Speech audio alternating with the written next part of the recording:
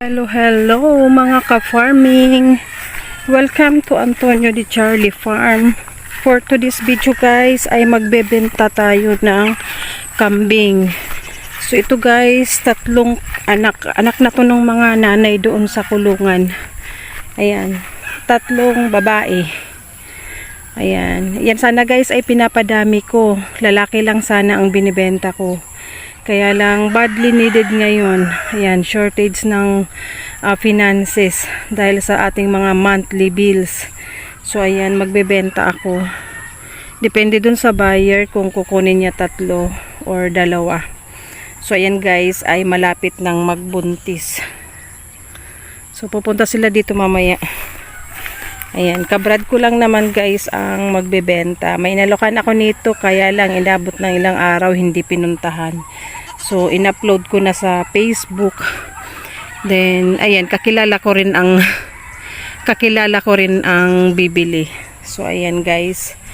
Ito ay native kambing na 200 per kilo guys, live weight. Ayan. 200 per kilo buhay. Siguro abot ng 20 kilos ang isa nito. So, ayan, depende kung ilan ang kukunin. Papipiliin na lang natin guys.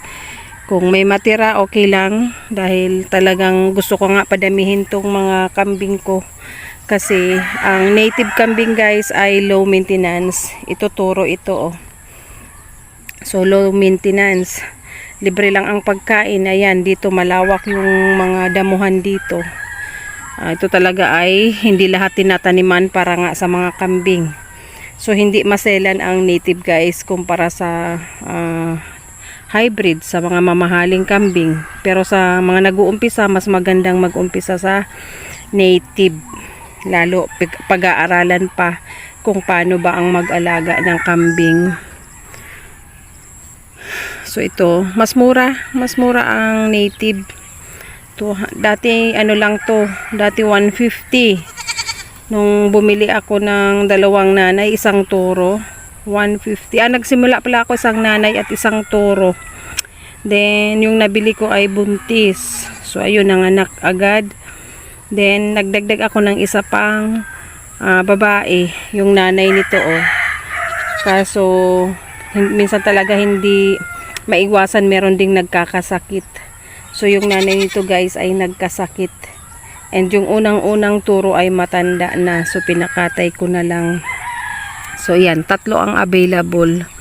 So bawat panganak ng kambing guys ay isa hanggang dalawang anak. Ang bawat panganak, dalawang batang kambing ang pinapanganak. So ayan, i-wait ko lang. Mga alas 9 daw, nag-chat na. Mga alas 9 daw sila pupunta.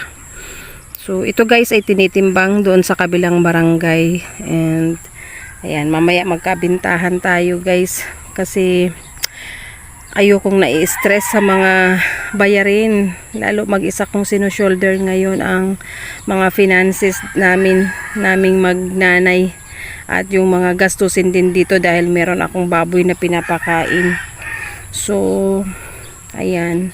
Dadami pa rin yan kasi meron pa akong natitirang dalawang nanay at ito may isang toro. So ang kambing kasi guys ay sa 2 taon 3 beses manganak. Ganun. 3 panganak sa 2 taon. Ganun. Pero wala namang maintenance, walang gastos. Kaya okay lang, para kang nag-alkansya guys. Katulad nito oh. Ano na ito? Nakapangalawa, buntis ngayon yung mga nanay. So, yun yung pangatlo nila. Kasi, 2 years na ba ako dito? O, lagpas 2 years na ako dito. So, magtatatlong anak na rin yung mga kambing ko. Ayan. Wait na lang natin yung buyer na pumunta. So, principal dito sa amin. Nakakilala ko din, kabrad ko. So, ayan. Update ko kayo mamaya guys. Kasi ipapatimbang natin yan doon sa kabilang barangay. Doon kasi ang merong timbangan, yung pinapatimbangan natin ng mga baboy. Rain or shine po bagayan na.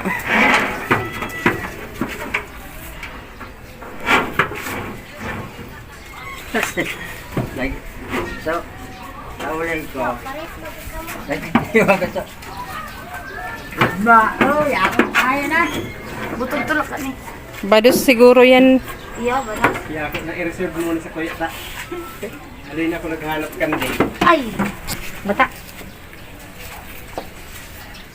Masawain bado mo pa. Ako na maanoan. Mama to kong jersey. Mga kumbado dyan. Tama. Mak. Oh, balokog sa dito daki ka kang gabos. Tire wire. Ay, anong apod kaan? Hagwire. Babakal ako kung sagway. 1,250 po baga ang sarong rolyo. Yan guys, nabenta na natin yung kambing and pauwi na kami. Yung tatlo guys ay umabot ng 51 kilos times 200 per kilo guys ang live weight. So inabot siya ng 10,200. So not bad. Magandang magandang negosyo guys ang pagkakambing, lalo na ang native dahil hindi naman siya masilan. So mamumuhunan ka lang sa nanay, tapos yung mga anak na lalaki pwedeng pangbenta, ang babae ay padamihin. Kaya lang nagipit tayo guys, kaya nagbenta. So thank you for watching guys. See you again next time. Bye bye.